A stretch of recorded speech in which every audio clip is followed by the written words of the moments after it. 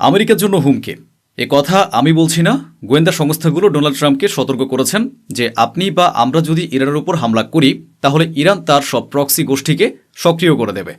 এমনকি হুমকির বিবরণে বলা হয়েছে হিজবুল্লাহ এবং ইরানের সমর্থনপ্রাপ্ত অন্যান্য সশস্ত্র সংগঠন আমেরিকার ভেতরেও অনুপ্রবেশ করতে পারে। আমেরিকার ভেতরেও বড় ধরনের হামলার ঘটনা ঘটতে পারে। শুধু তাই নয়, পুরো অঞ্চলে আমেরিকার যেসব ঘাঁটি আছে, আমেরিকান কর্মকর্তারা আছেন, আমেরিকার নাগরিকরা আছেন, সবাই ঝুঁকিতে পড়বে। কারণ শুধু ইরান একা নয়, ইরানের যত সমর্থক গোষ্ঠী আছে সবাই একসঙ্গে সক্রিয় হয়ে উঠবে, যেগুলো সামলানো ও নিয়ন্ত্রণ করা আমেরিকার জন্য কঠিন হবে। এই কথা আমি বলছি না, এই রিপোর্ট ডোনাল্ড ট্রাম্পকে দেওয়া হয়েছে। পরিকল্পনা কি আমি বলছে। ডোনাল্ড ট্রাম্পের নেতৃত্বে আমেরিকার পরিকল্পনা হলো প্রথমে ইরানের উপর সীমিত হামলা করা হবে, অর্থাৎ ছোট আকারের আক্রমণ। এরপর একটু বড় আক্রমণ, যাকে আপনারা পূর্ণমাত্রার হামলা হিসেবে বুঝতে পারেন। তারপর বলা হচ্ছে সুযোগ পেলেই ইরানের নেতৃত্বকে লক্ষ্যবস্তু করা হবে। অর্থাৎ যেমনটা আমি গতকাল বলেছিলাম, সুপ্রিম লিডার খামেনিকে লক্ষ্য করে তাকে পদচ্যুত করার চেষ্টা করা হবে। আপাতত এটি আমেরিকার পরিকল্পনা। এখন আমেরিকান সেনাবাহিনীর ভেতরের ভয় যদি দেখতে চান তাহলে ভিডিওটি দেখে নিন। এই ভিডিওতে দেখবেন লেবাননের ভেতরে যে আমেরিকান সেনারা ছিল, যারা লেবাননে মোতায়েন ছিল, তারা ভয়ে লেবানন ছেড়ে বেরিয়ে যাচ্ছে।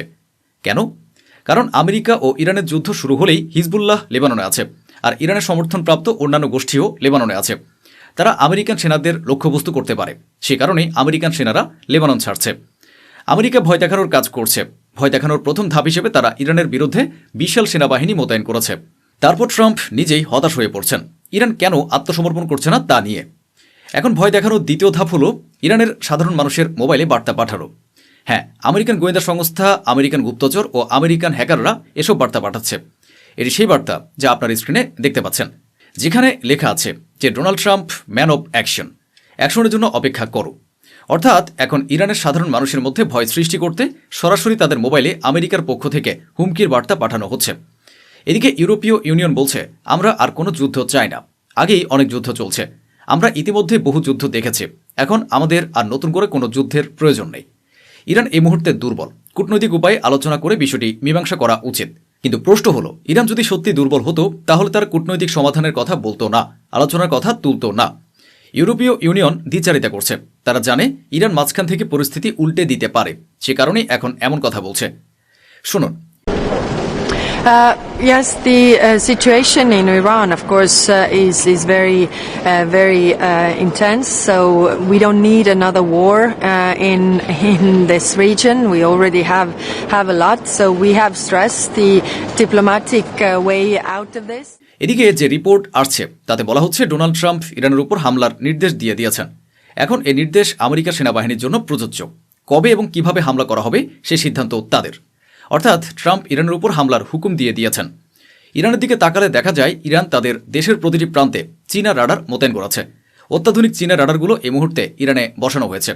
পরিস্থিতি এতটাই উত্তপ্ত হয়ে উঠেছে যে ভারতও একটি অ্যাডভাইজারি জারি করেছে। আপনারা দেখে নিতে পারেন। ভারত তাদের নাগরিকদের বলেছে যত দ্রুত সম্ভব দেশে ফিরে আসতে, এবং যারা ইরানে আছেন তারা যেন নিজেদের বাড়ির ভেতরেই থাকেন।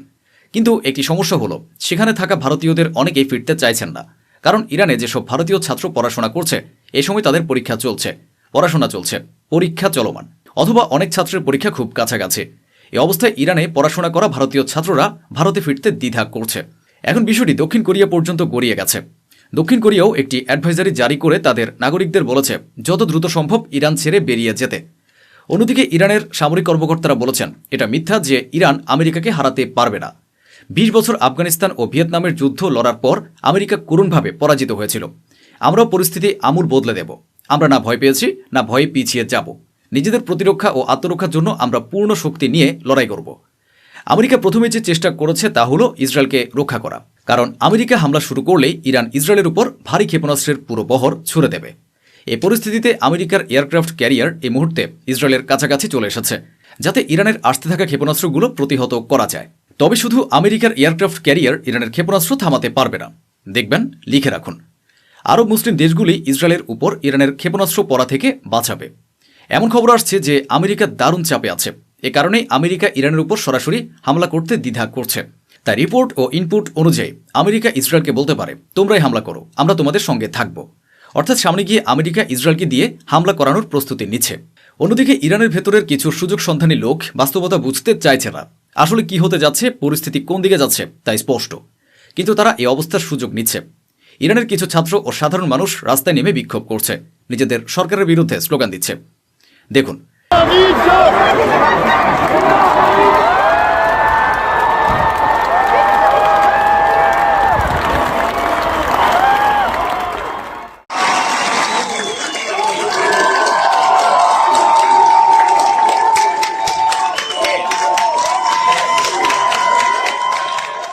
বিষয়টি এখানে থেমে নেই। ইরানের কিছু বিশ্বাসঘাতক মানুষ এমন পরিবেশে নিজেদের দেশের পতাকা ইরানের জাতীয় পতাকায় পুড়িয়ে দিচ্ছে।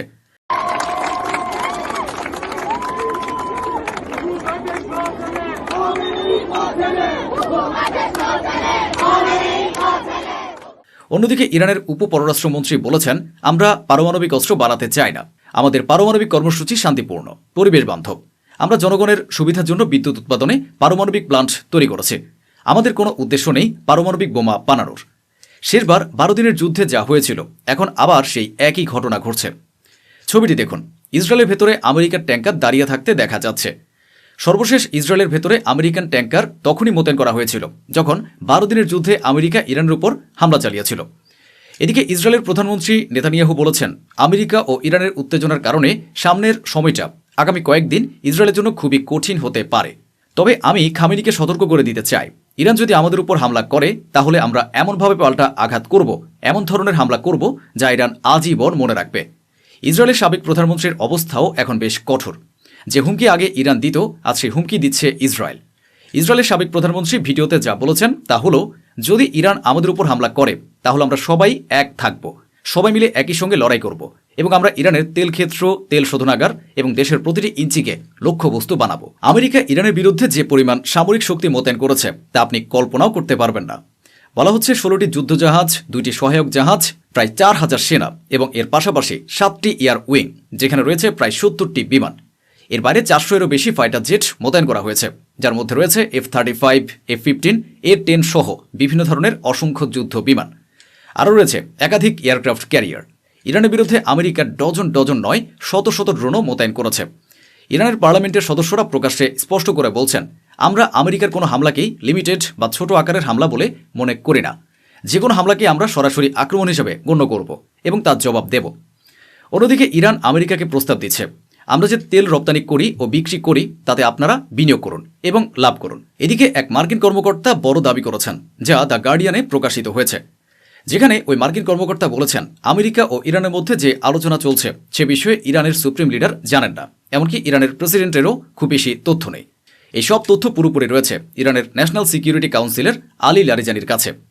ইরানের ভেতরে যা কিছু ঘটছে, যে প্রস্তুতিগুলো চলছে, কি আলোচনা হচ্ছে এবং তার কি জবাব দেওয়া হচ্ছে, এসব কিছু তথ্য কেবল আলী লারিজানির কাছেই আছে, অন্য কারো কাছে এসব তথ্য নেই।